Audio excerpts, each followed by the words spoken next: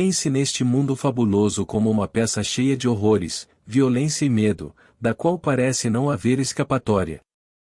Então pense na peça chegando ao fim quando um homem é chamado, incorporado ao corpo do autor da peça e enviado de volta para contar o que ouviu, o que viu e sentiu. Esta é a história da salvação. Nosso Novo Testamento encontra cada autor afirmando ser um apóstolo, ser alguém enviado, mas todos são anônimos. Mateus, Marcos, Lucas e João não são mencionados em nenhuma obra contemporânea da época em que esses evangelhos deveriam ter sido escritos, mas cada autor, embora fisicamente desconhecido, afirma ter tido a experiência de ser chamado e enviado. E compartilharam conosco o que ouviram, o que viram e vivenciaram. Paulo conta a sua experiência assim. Agora contarei visões e revelações. Conheço um homem em Cristo que, há 14 anos, foi arrebatado ao terceiro céu. Se no corpo ou fora do corpo, não sei, mas ele ouviu algo que não pode ser dito, que o homem não pode pronunciar. Pessoalmente, não tive nenhuma restrição dessa natureza. Sinto-me como o autor desconhecido do livro de Jeremias. Se eu disser que não mencionarei nem falarei mais em seu nome, então há em meu coração como se fosse um fogo ardente encerrado em meus ossos e estou cansado de segurando e não consegue. Não consigo conter o impulso de compartilhar minhas experiências com os irmãos, pois também fui enviado. Ninguém conhece esse segredo da seletividade nem quando alguém será convocado. Certamente não se baseia em nenhum código conhecido pelo homem ou em qualquer aristocracia ou revelação. Você não precisa ter um grande intelecto, na verdade, você poderia ser analfabeto aos olhos do mundo, pois não existe um padrão pelo qual alguém seja eleito e chamado, mas isso acontece enquanto ele está neste mundo. Fui chamado para fora deste corpo e parecia possuir um corpo ali porque podia ver. Eu podia tocar, ouvir e observar. Eu vi o corpo que me incorporou nele e era solidamente real. Eu senti o abraço. Senti a fusão completa de nós dois e sei que agora uso a vestimenta do amor, mas fui enviado de volta ao mundo como o poder e a sabedoria de Deus. Não estou falando da sabedoria ou do poder do homem, pois não preciso mais das expressões de poder do homem. Seu poder de riqueza, posição social ou política, fazem parte desta época. Mas fui chamado para fora desta era e, enquanto estava nessa era, assumi o corpo do amor. Agora, um ser multiforme, posso assumir qualquer forma instantaneamente, então assumi a forma de poder e me lancei de volta ao meu corpo físico. E quando voltei, meu quarto estava cheio de luz de fonte desconhecida, onde permaneceu por mais tempo. Desde aquele dia, passei a vida desempenhando o papel de Neville, como fazia antes da experiência, enquanto as escrituras despertavam em mim e meu trabalho começava. Demorou 30 anos para que ocorresse a erupção que causou minha ressurreição dentro de mim. Eu lhe digo, somos os deuses que desceram em consciência para tomar sobre si esses cadáveres de nervos tensos. Nós os animamos e sofremos cada dor, cada decepção que eles são capazes de experimentar. Parece que nunca escaparemos deste mundo de inferno, então alguém é chamado para fora deste mundo e retorna como Jesus. Todo aquele que é chamado e enviado é Jesus, o modelo da redenção, que é uma série de experiências sobrenaturais. Tendo sido chamado e enviado, esse padrão se desdobrou em mim. Agora sei que quando eu partir neste período será pela última vez. Deixei um registro de minhas experiências para encorajar aqueles que ouvem e permanecem em minhas palavras, para que possam permanecer nelas. Muitas vezes me perguntei quantos entenderam minha história a ponto de aceitá-la. Muitas vezes senti que havia quem o fizesse, apenas para descobrir que não. Visitei um desses amigos hoje. Ele tem uma linda casa em Beverly Hills, com uma renda confortável. Ele e sua esposa ouvem todas as noites os Joe Pines do mundo e têm medo de permanecer na Califórnia porque acham que ela vai afundar. Então eles decidiram se mudar para o Arizona e esperar o intervalo de tempo que resta aqui, que não deve ser muito longo, já que ambos estão com quase 70 anos. Aqui está alguém que pensei ter entendido minha mensagem, mas seu comportamento desmente sua aceitação. Eles conhecem Neville, a roupa que uso, mas não conhecem quem me enviou. Eles podem conhecer minha mãe e meu pai, meus irmãos e irmãs, mas quando lhes conto sobre meu nascimento espiritual, eles não conseguem acreditar em mim. Eles não conseguem compreender, pois se conseguissem mudaria toda a sua visão da vida. Todos nós descemos a este mundo de morte, não para punição, mas para um experimento. Somos todos príncipes, filhos do Altíssimo, que, morrendo como homens, caíram como um só homem. Num determinado momento, um é chamado, depois outro, e eventualmente todos serão chamados e incorporados ao único corpo do Senhor ressuscitado. Naquele dia o Senhor será rei sobre todo o mundo, o seu nome será um e o do Senhor será um, e Davi será seu príncipe para todo o sempre. Nasci sob a coroa britânica e quando a rainha teve um filho ele era um príncipe, mas não era meu. Somente se eu for o rei meu filho poderá ser um príncipe. Se Davi é meu príncipe, devo ser chamado de Senhor, que é rei sobre todos. Eu sei que sou, e posso dizer por experiência própria que você está destinado a saber que é. Quando vocês serão chamados não sei, mas sei que assim como o Pai me enviou, eu também os envio.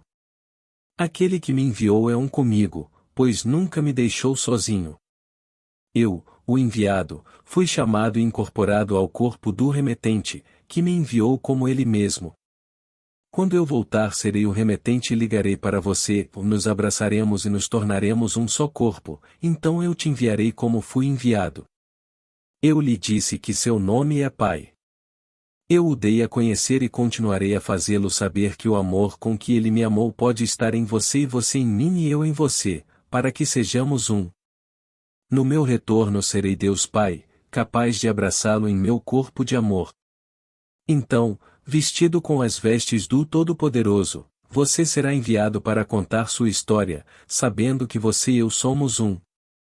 E quando o seu tempo for cumprido, você também poderá dizer: terminei o trabalho que você me deu para fazer. Agora devolva para mim o êxtase que conheci com você quando você me incorporou naquele corpo único de amor. Posso lhe dizer: a beleza desse corpo e a glória desse corpo são indescritíveis, pois as palavras não podem descrever o amor infinito. Como amor, o poder me trouxe de volta a este mundo. Agora sei que Paulo estava certo quando descreveu Cristo como o poder de Deus e a sabedoria de Deus. Paulo sabia, pois estava contando sua própria história quando disse que conhecia um homem em Cristo. Quando você é arrebatado em Cristo, você veste uma vestimenta que pertence a um mundo cósmico de uma era totalmente diferente. Na época isso aconteceu comigo, eu estava preso em um corpo, mas nunca me ocorreu examiná-lo, pois era um corpo espiritual e vivo que eu usava. Pude ver o anjo registrador que marcou meu nome. Pude ouvir a voz de quem me questionou e quando nos abraçamos senti o corpo dele como ele sentiu o meu. Então me disseram que era hora de agir, e a única ação que consegui pensar foi contar o que acabará de vivenciar. Meu ministério começou 30 anos depois com minha ressurreição, seguida pelo meu nascimento do alto. Então, cumprindo a profecia de Zacarias, descobri o príncipe eterno que me chamou de pai e me revelou como rei. Naquele dia, eu, o Senhor, tornei-me rei de todo o mundo, assim como me tornei um com o único Deus e Pai de todos. Você está destinado a saber que você também é aquele Deus e Pai de todos. Deixe essas palavras habitarem em você. Não importa quais problemas você encontre aqui, mantenha esta visão divina em tempos difíceis.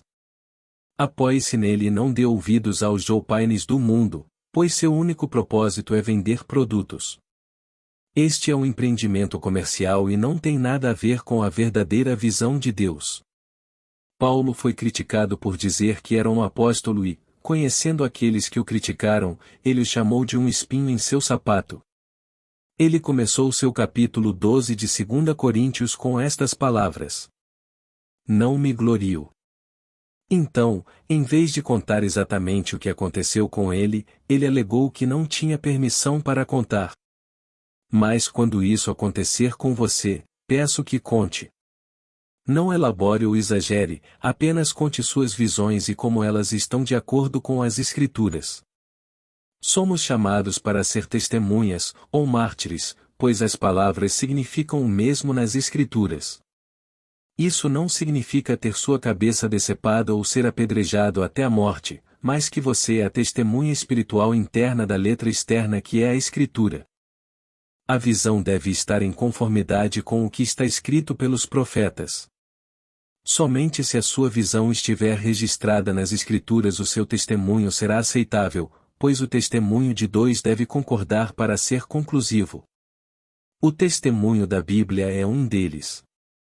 Isso é externo.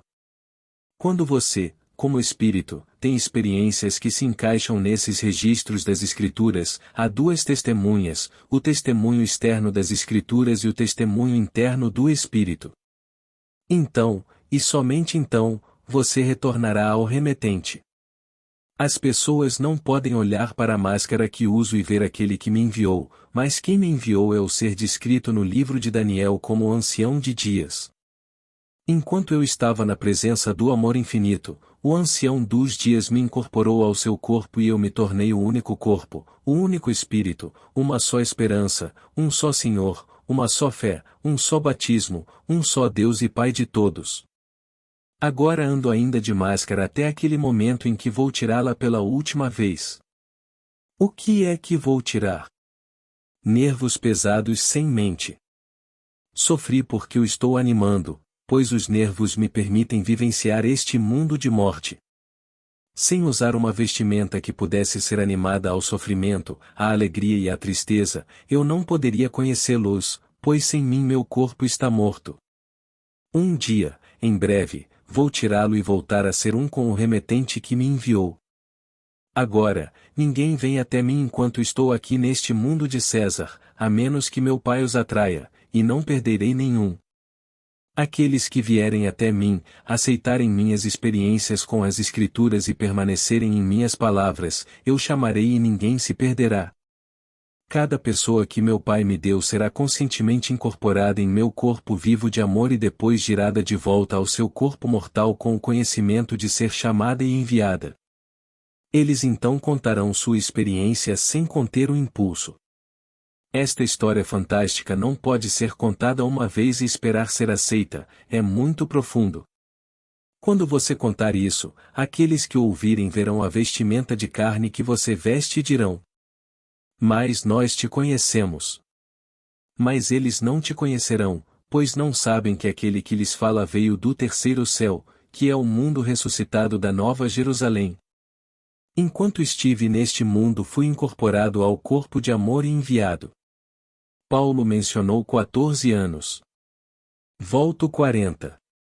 Foi em 1929 quando fui chamado e enviado, mas foi somente em 1959, 30 anos depois, que meu ministério começou no verdadeiro sentido da palavra.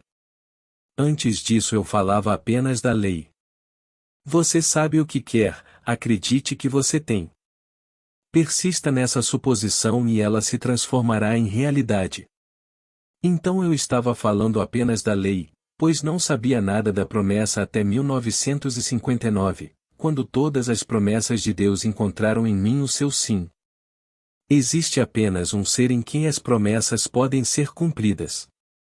Esse ser é aquele que é chamado e enviado, e ele sempre chama e envia seu padrão, que é Jesus, então no final só existe Jesus. Ele é o único homem que está alojado em cada homem, esperando ser chamado para fora deste mundo e fecundado ao entrar no corpo de amor, e depois enviado de volta ao mundo, e quando o padrão irrompe nele, ele é aquele mencionado nas Escrituras. Então, Pai, assim como tu me enviaste, também eu os envio, para que quem me vê, vê quem me enviou, e quem me enviou nunca me deixou só.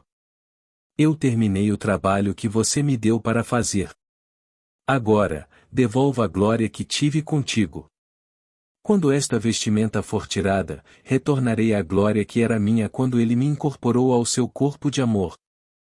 Então serei o Senhor, o único Espírito, o único Deus e Pai de todos. Não deixe ninguém te assustar com o fim do mundo, apenas a sua jornada terminará. Quando as Escrituras mencionam a queda de edifícios, tudo isso é simbólico. Eu experimentei isso em 1960, quando vi todos os edifícios caírem, mas aqui não eram edifícios, mas crenças pelas quais eu vivia. Depois das minhas visões eu não conseguia mais acreditar no pequeno Jesus histórico ou no que minha mãe me ensinou na fé cristã, então todas as estruturas da minha mente pelas quais eu vivia tiveram que cair. Então tive que construir um novo alicerce do zero, e o único alicerce é Cristo. Este Cristo cósmico está sepultado em cada criança nascida de mulher. E na plenitude dos tempos, Cristo, agora um indivíduo, é chamado, revestido de amor e enviado de volta ao mundo para usar o seu mesmo corpo terreno. Então ele confronta aqueles que conhecem sua origem física e eles desafiarão sua história. Eu lhe digo, nasci espiritualmente, mas não posso compartilhar esta experiência com você a não ser em palavras. Você vai acreditar em mim? É provável que não, se você acredita que as Escrituras são história secular. Mas os autores dos nossos evangelhos não eram historiadores. Seu único desejo intenso era transmitir a mensagem de salvação ao homem. Eles já estavam salvos, pois foram chamados e enviados antes de serem apóstolos. Se alguém é enviado por Deus Pai como Deus Pai, e ele envia você, então você é um com Deus Pai. Se o que você ouve de mim permanece em você, não está longe o dia em que você será chamado. Mas se você quer fugir para salvar sua pelezinha, que pode ser tirada de você antes de chegar ao avião, a palavra não habitou em você. Eu prometo a você, porém, que se você permanecer em mim e minhas palavras permanecerem em você, tudo o que você pedir será feito por você. Aqueles que não ouvem as minhas palavras com compreensão, nunca ouviriam o que o professor da Caltech disse sobre o terremoto, pois estaria em conflito com o que ouviram este ignorante dizer no rádio. Então ele ganha $50.000 por ano, e daí?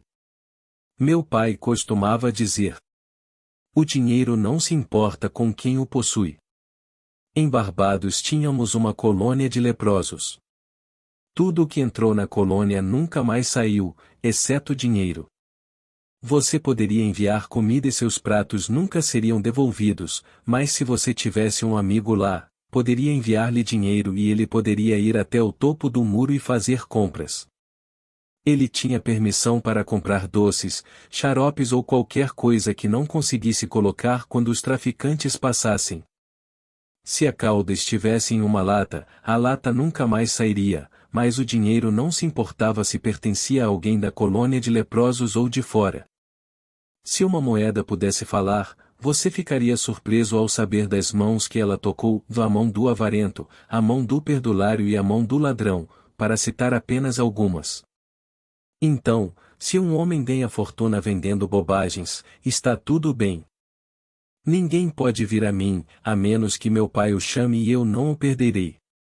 Posso dizer isso àqueles que realmente cumprem minhas palavras, pois eles se apoiarão nas experiências que compartilhei com eles enquanto estava no terceiro céu, quando as coisas ficaram difíceis. Essas visões irão apoiá-los em momentos de necessidade. E quando eu partir deste mundo eu sou o remetente e os chamarei de volta ao mundo, onde o seu corpo os espera. Eles vão trazer de volta a memória da experiência e depois contá-la. É assim que o mundo é redimido.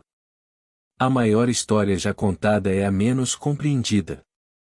É a história do Evangelho. Cada indivíduo deve experimentá-lo antes de poder começar a compreender quão perfeitamente maravilhoso é. A Bíblia está escrita sobre cada criança nascida de mulher, mas no final não haverá um grupo de senhores, apenas um, pois todos voltamos a um só corpo para saber que somos o único Espírito, que é o Senhor.